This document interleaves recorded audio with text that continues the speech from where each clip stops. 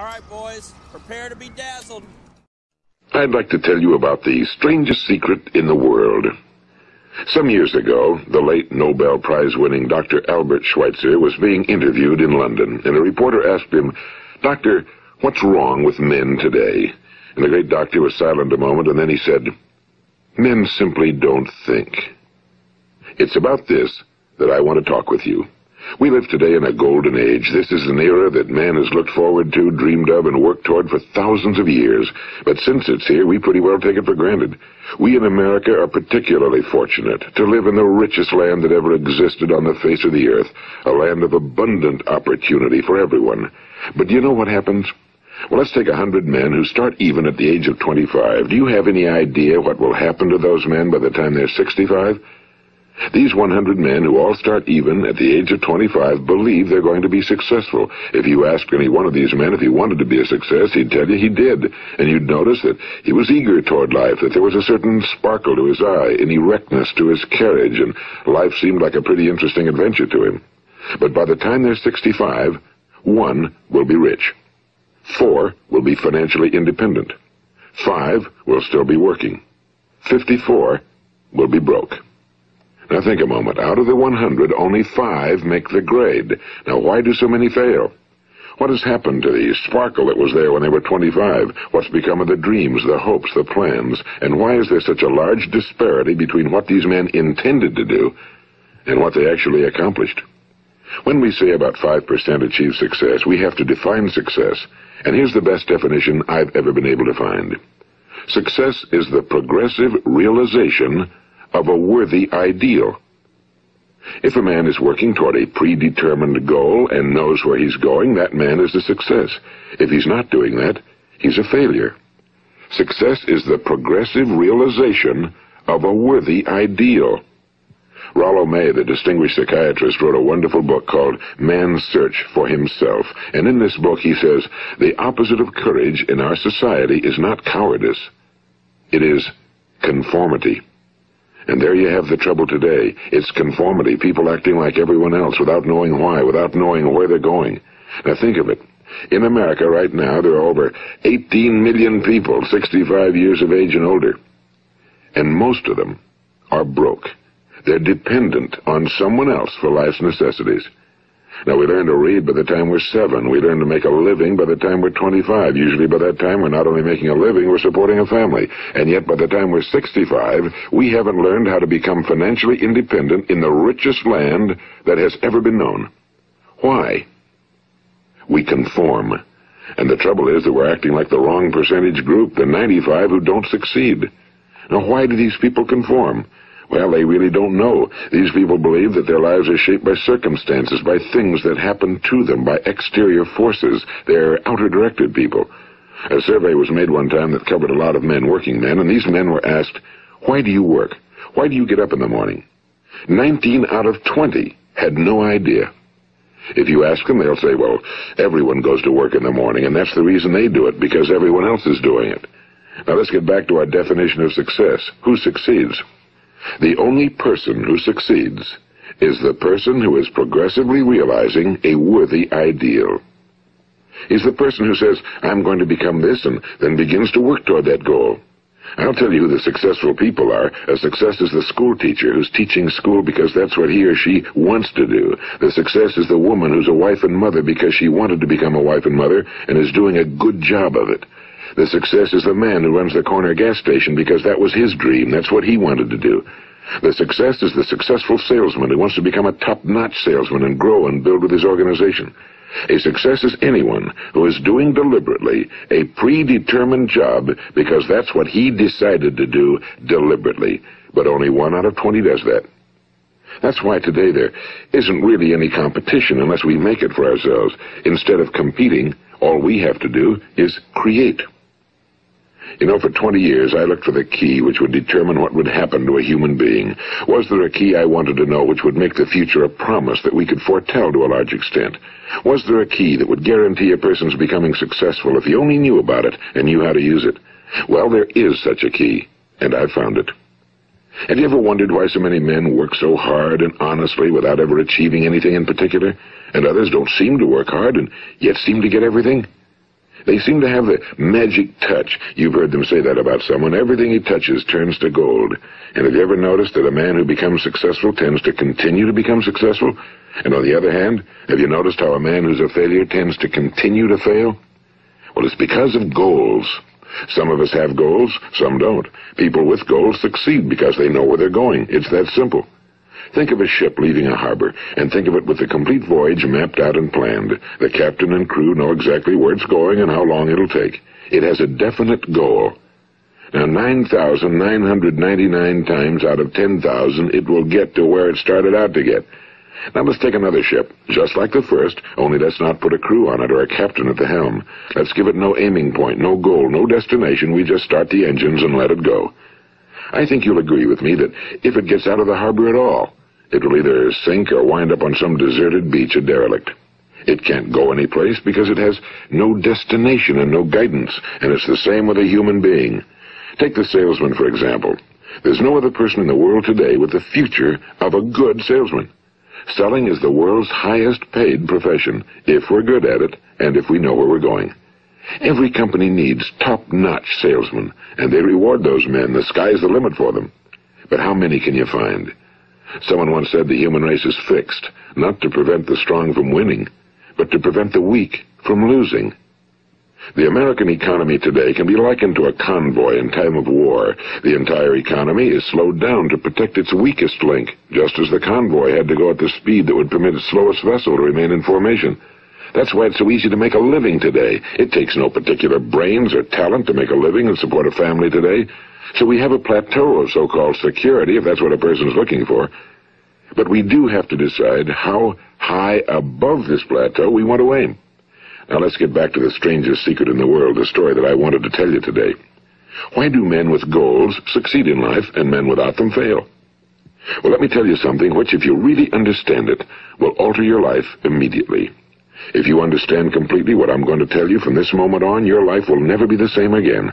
You will suddenly find that good luck just seems to be attracted to you. The things you want just seem to fall in line, and from now on you won't have the problems, the worries, the gnawing lump of anxiety that perhaps you've experienced before. Doubt, fear, well, they'll be things of the past. Here's the key to success and the key to failure. We become what we think about. Now let me say that again. We become what we think about. Throughout all history, the great wise men and teachers, philosophers and prophets have disagreed with one another on many different things. It's only on this one point that they are in complete and unanimous agreement. Listen to what Marcus Aurelius, the great Roman emperor, said. A man's life is what his thoughts make of it. Disraeli said this. Everything comes if a man will only wait. I've brought myself by long meditation to the conviction that a human being with a settled purpose must accomplish it, and that nothing can resist a will that will stake even existence for its fulfillment. Ralph Waldo Emerson said this, a man is what he thinks about all day long. William James said, the greatest discovery of my generation is that human beings can alter their lives by altering their attitudes of mind. And he also said, we need only in cold blood act as if the thing in question were real, and it will become infallibly real by growing into such a connection with our life that it will become real. It will become so knit with habit and emotion that our interest in it will be those which characterize belief. And he also said, if you only care enough for a result, you will almost certainly attain it. If you wish to be rich, you will be rich. If you wish to be learned, you will be learned. If you wish to be good, you will be good. Only you must then really wish these things, and wish them exclusively, and not wish at the same time 100 other incompatible things just as strongly. In the Bible you read in Mark 9:23, if thou canst believe, all things are possible to him that believeth. My old friend Dr. Norman Vincent Peale put it this way, this is one of the greatest laws in the universe. Fervently do I wish I had discovered it as a very young man. It dawned upon me much later in life, and I found it to be one of the greatest, if not my greatest discovery outside of my relationship to God. The great law, briefly and simply stated, is that if you think in negative terms, you will get negative results. If you think in positive terms, you will achieve positive results. That is the simple fact, he went on to say, which is at the basis of an astonishing law of prosperity and success. In 3 words, believe and succeed. William Shakespeare put it this way: our doubts are traitors and make us lose the good we oft might win by fearing to attempt.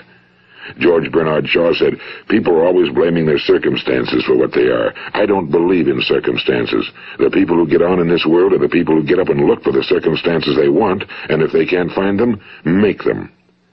Well, it's pretty apparent, isn't it? And every person who discovered this for a while believed that he was the first one to work it out. We become what we think about. Now, it stands to reason that a person who's thinking about a concrete and worthwhile goal is going to reach it, because that's what he's thinking about, and we become what we think about.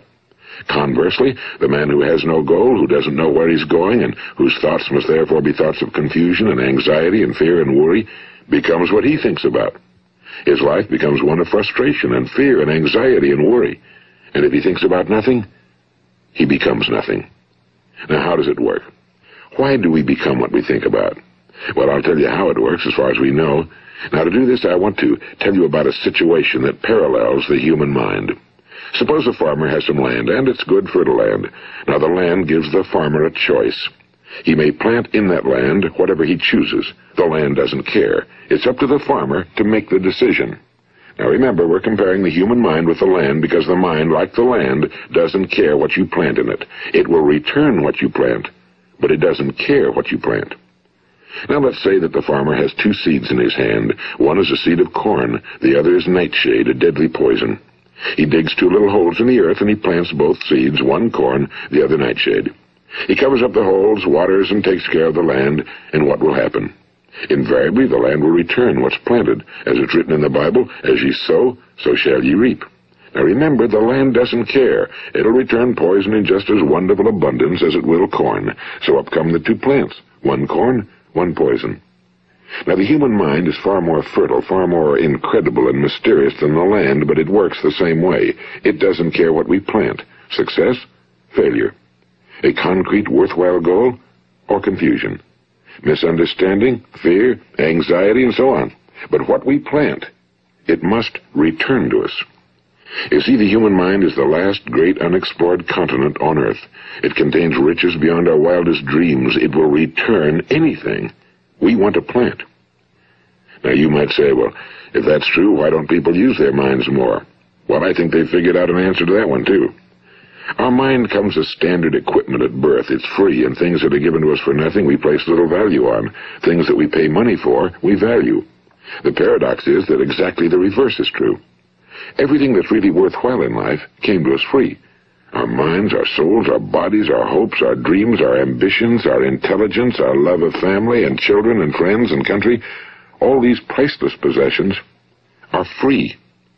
But the things that cost us money are actually very cheap and can be replaced at any time. A good man can be completely wiped out and make another fortune. He can do that several times. Even if our home burns down, we can rebuild it. But the things we got for nothing, we can never replace. The human mind isn't used because we take it for granted. Familiarity breeds contempt. It can do any kind of job we assign to it, but generally speaking, we use it for little jobs instead of big, important ones. Universities have proved that most of us are operating on about 10% or less of our abilities. So decide now, what is it you want? Plant your goal in your mind. It's the most important decision you'll ever make in your entire life. What is it you want? Do you want to be an outstanding salesman? A better worker at your particular job? Do you want to go places in your company, in your community? Do you want to get rich? All you've got to do is plant that seed in your mind, care for it, work steadily toward your goal, and it will become a reality. It not only will, there's no way that it cannot. You see, that's a law, like the laws of Sir Isaac Newton, the laws of gravity. If you get on top of a building and jump off, you'll always go down. You'll never go up, and it's the same with all the other laws of nature. They always work. They're inflexible. Think about your goal in a relaxed, positive way. Picture yourself in your mind's eye as having already achieved this goal. See yourself doing the things you will be doing when you've reached your goal. Ours has been called the phenobarbital age, the age of ulcers and nervous breakdowns and tranquilizers, at a time when medical research has raised us to a new plateau of good health and longevity. Far too many of us worry ourselves into an early grave trying to cope with things in our own little personal ways without learning a few great laws that will take care of everything for us. These things we bring on ourselves through our habitual way of thinking. Every one of us is the sum total of his own thoughts. He is where he is because that's exactly where he really wants to be, whether he'll admit that or not. Each of us must live off the fruit of his thoughts in the future, because what you think today and tomorrow, next month and next year, will mold your life and determine your future. You're guided by your mind. I remember one time I was driving through eastern Arizona, and I saw one of those giant earth-moving machines roaring along the road at about 35 miles an hour with what looked like 30 tons of dirt in it. A tremendous, incredible machine, and there was a little man perched way up on top with the wheel in his hands guiding it. And as I drove along, I was struck by the similarity of that machine to the human mind. Just suppose you're sitting at the controls of such a vast source of energy. Are you going to sit back and fold your arms and let it run itself into a ditch? Or are you going to keep both hands firmly on the wheel and control and direct this power to a specific, worthwhile purpose? It's up to you. You're in the driver's seat. You see, the very law that gives us success is a two-edged sword. We must control our thinking. The same rule that can lead a man to a life of success, wealth, happiness, and all the things he ever dreamed of for himself and his family. That very same law can lead him into the gutter. It's all in how he uses it, for good or for bad. This is the strangest secret in the world. Now, why do I say it's strange, and why do I call it a secret? Actually, it isn't a secret at all. It was first promulgated by some of the earliest wise men, and it appears again and again throughout the Bible, but very few people have learned it, understand it. That's why it's strange, and why, for some equally strange reason, it virtually remains a secret. I believe that you could go out and walk down the main street of your town and ask one man after another what the secret of success is, and you probably wouldn't run into one man in a month who could tell you. Now, this information is enormously valuable to us if we really understand it and apply it. It's valuable to us not only for our own lives, but the lives of those around us, our families, employees, associates, and friends. Life should be an exciting adventure. It should never be a bore. A man should live fully, be alive. He should be glad to get out of bed in the morning. He should be doing a job he likes to do because he does it well. One time I heard Grove Patterson, the great late editor-in-chief of the Toledo Daily Blade, make a speech, and as he concluded his speech, he said something I've never forgotten. He said, "My years in the newspaper business have convinced me of several things. Among them, that people are basically good, and that we came from someplace, and we're going someplace. So we should make our time here an exciting adventure. The architect of the universe didn't build a stairway leading nowhere." And the greatest teacher of all, the carpenter from the plains of Galilee, gave us the secret time and time again. As ye believe, so shall it be done unto you. I've explained the strangest secret in the world and how it works. Now, on this side, I want to explain how you can prove to yourself the enormous returns possible in your own life by putting this secret to a practical test. I want you to make a test that will last 30 days. It isn't going to be easy, but if you'll give it a good try, it will completely change your life for the better. Now, back in the 17th century, Sir Isaac Newton, the English mathematician and natural philosopher, gave us some natural laws of physics which apply as much to human beings as they do to the movement of bodies in the universe. And one of these laws is that for every action, there is an equal and opposite reaction. Simply stated, as it applies to you and me, it means we can achieve nothing without paying the price. The results of your 30-day experiment will be in direct proportion to the effort you put forth. To be a doctor, you must pay the price of long years of difficult study. To be successful in selling, and remember that each of us succeeds to the extent of his ability to sell. Selling our families on our ideas, selling education in schools, selling our children on the advantages of living the good and honest life, selling our associates and employees on the importance of being exceptional people. To, of course, the profession of selling itself. But to be successful in selling our way to the good life, we must be willing to pay the price. Now, what is that price? Well, it's many things. First, it's understanding emotionally, as well as intellectually, that we literally become what we think about, that we must control our thoughts if we're to control our lives. It's understanding fully that as ye sow, so shall ye reap. Second, it's cutting away all fetters from the mind and permitting it to soar as it was divinely designed to do. It's the realization that your limitations are self-imposed and that the opportunities for you today are enormous beyond belief. It's rising above narrow-minded pettiness and prejudice. And third, it's using all your courage to force yourself to think positively on your own problem, to set a definite and clearly defined goal for yourself, to let your marvelous mind think about your goal from all possible angles, to let your imagination speculate freely upon many different possible solutions, to refuse to believe that there are any circumstances sufficiently strong to defeat you in the accomplishment of your purpose, to act promptly and decisively when your course is clear, and to keep constantly aware of the fact that you are, at this moment, standing in the middle of your own acres of diamonds, as Russell Conwell used to point out. And fourth, save at least 10% of every dollar you earn. It's also remembering that no matter what your present job, it has enormous possibilities if you're willing to pay the price. Now let's just go over the important points in the price each of us must pay to achieve the wonderful life that can be ours. It is, of course, worth any price. 1. You will become what you think about. 2. Remember the word imagination and let your mind begin to soar. 3. Courage. Concentrate on your goal every day. 4. Save 10% of what you earn. And 5. Action. Ideas are worthless unless we act on them. Now, I'll try to outline the 30-day test I want you to make. Keep in mind that you have nothing to lose by making this test and everything you could possibly want to gain. There are 2 things that may be said of everyone. Each of us wants something, and each of us is afraid of something. I want you to write on a card what it is you want more than anything else. It may be more money. Perhaps you'd like to double your income or make a specific amount of money. It may be a beautiful home. It may be success at your job. It may be a particular position in life. It could be a more harmonious family. Each of us wants something. Now write down on your card specifically what it is you want. Make sure it's a single goal and clearly defined. You needn't show it to anyone, but carry it with you so that you can look at it several times a day. Think about it in a cheerful, relaxed, positive way each morning when you get up, and immediately you have something to work for, something to get out of bed for, something to live for. Look at it every chance you get during the day and just before going to bed at night. And as you look at it, remember that you must become what you think about, and since you're thinking about your goal, you realize that soon it will be yours. In fact, it's yours really the moment you write it down and begin to think about it.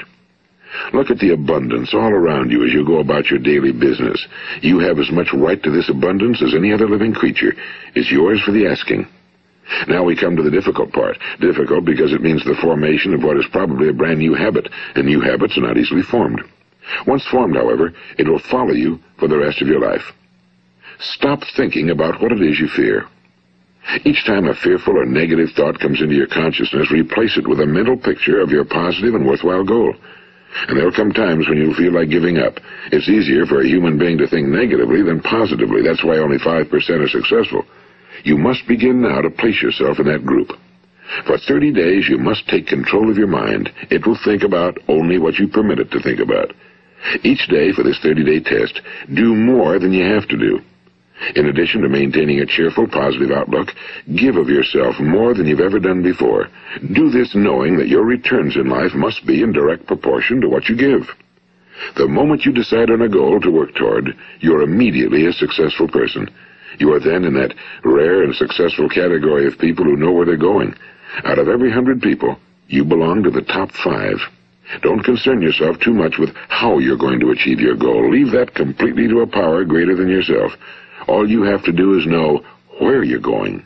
The answers will come to you of their own accord and at the right time. Remember these words from the Sermon on the Mount, and remember them well. Keep them constantly before you this month of your test. Ask, and it shall be given you. Seek, and ye shall find.